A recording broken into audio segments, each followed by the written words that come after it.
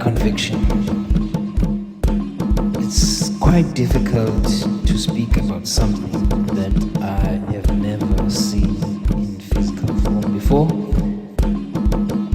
My conviction is quite a conviction that is considered as something that is quite impossible. My conviction is quite simple and straightforward. My conviction is pretty much mainly focused on changing the economic competitiveness of the African continent to make sure that it competes with other established continents around the world in the space of textiles, fashion, and any other industries and value chains that are related to fashion and textiles and design. The continent needs to have very strong brands in order for it to have a solid backbone. I somehow believe as well that the motherland continent has been prosperous back in the past before. But then I feel like it is very important I tell my story of how I got to have such a conviction. I was born in a home where dance and craft, artisanship, fashion was the order of the day.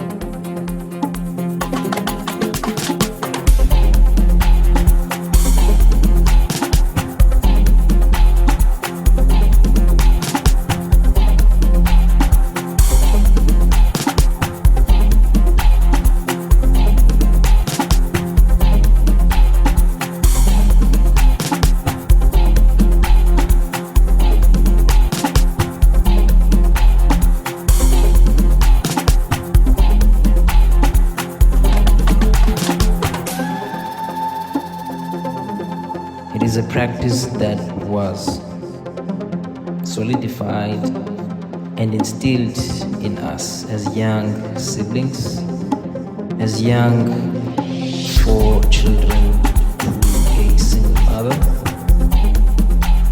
who taught us how to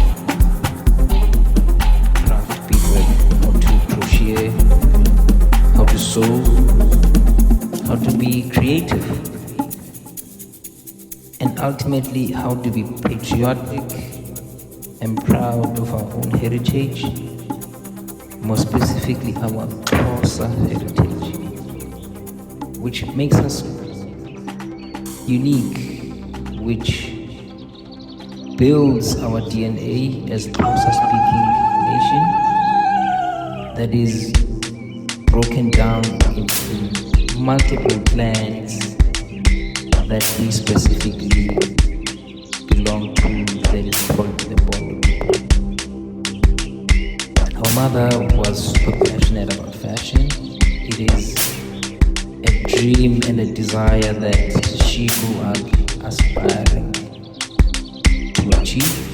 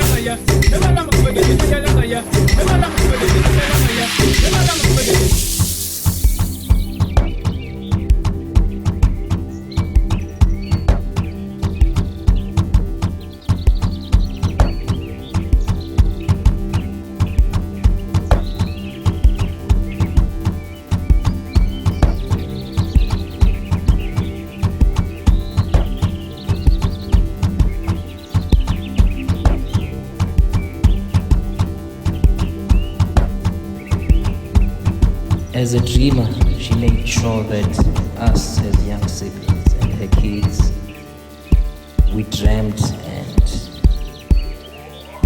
enough to take our dreams beyond our borders and out there to the world. Of course, our late mother did have aspirations of growing her fashion, her passion beyond the politically restricted lines of South Africa and take it to the world and take it to Paris and showcase her work at a bigger platform.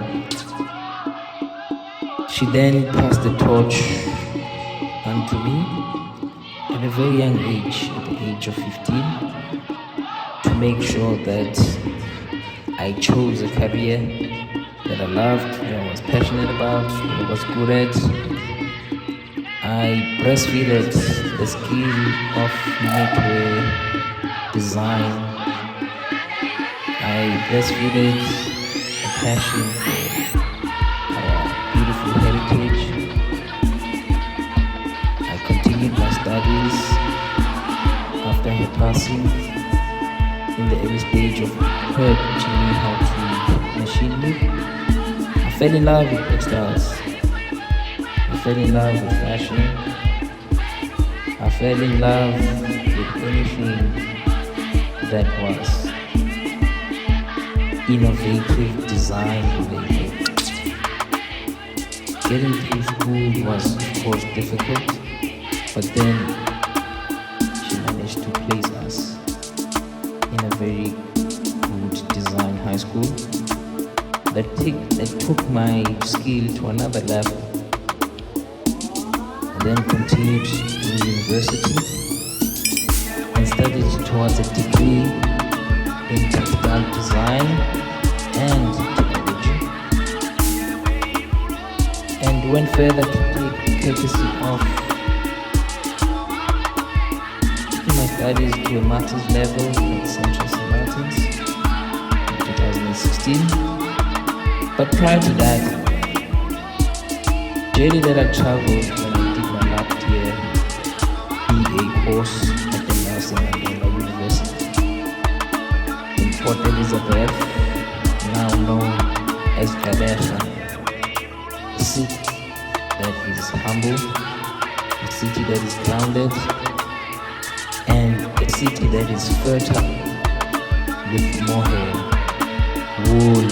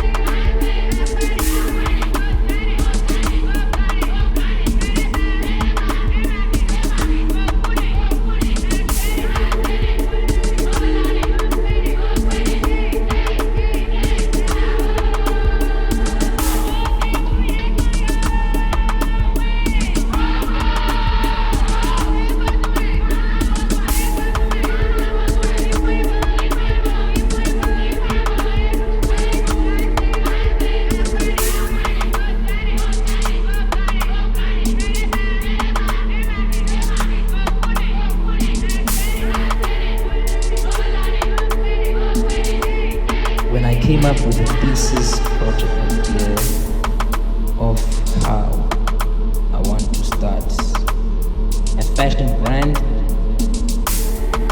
brand that is targeted towards a small group of young boys that practice a traditional ceremony which they practice at the age of 18 when they transcend from boyhood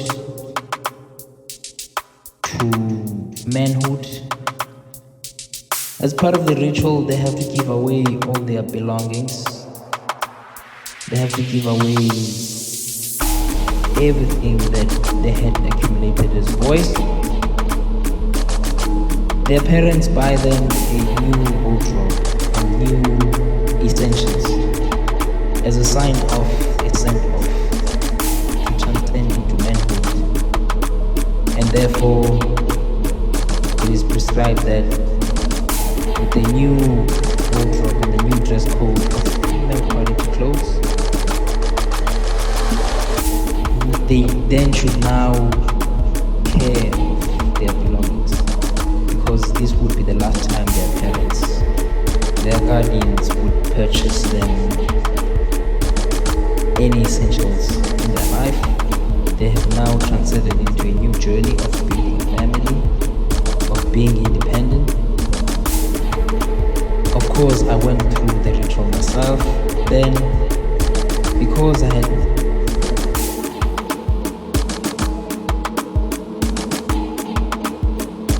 had studied history of art, I then decided that I'd rather prefer to design my own interpretation of how those traditional essential pieces should look like in an ideal world versus what we wore in reality, that is Eurocentric inspired clothes. The irony to me was that clothes that we adorn ourselves in as young initiates that just returned from a forest where we practice traditional practice that is sacred, would disappear for a period of 4 months, away from our community, away from women, away from everything that would get your mind out of focus. We then spiritually connect with our ancestors to help us walk a new journey of a new life that promises a better future, that is resilient, a better future that would give you a lot of teachings about the appreciation of working hard and being persistent, the appreciation of fighting for something that you believe in. For my thesis project, then I decided that I would target those individuals that practice that ritual